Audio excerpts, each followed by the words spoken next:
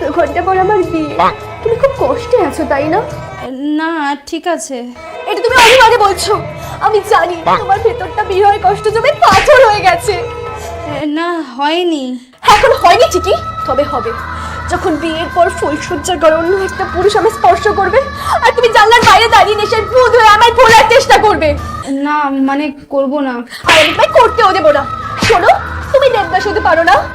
सिलसिलाए चाहत का न मैंने बुझने दिया ओ पिया। या শোনো, আমি তোমার দেবদাস হতে পারবো না।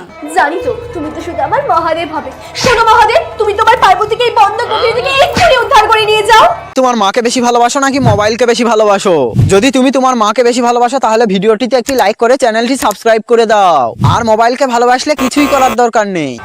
দেখো, আমার পক্ষে এখন যাওয়াটা সম্ভব না। ঠিক, তুমি তো আসতে পারবে না, আর তোমার এখানে আসা উচিত না। আমার বাবা দাদা দেখতে পেলে তো তুমি মেরেই ফেলবে। তার চেয়ে বলে আমি তোমার কাছে চলে আসছি, এক্ষুনি আসছি।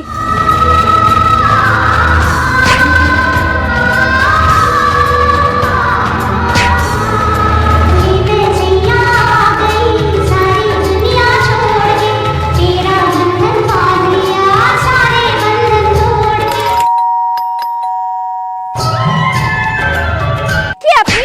সবুজকে ডাকুন। সবুজ, সবুজ, সবুজ দেখো, আমি আমার সবকিছু তোমার কাছে চলে এসেছি। কে এই মেয়েটা?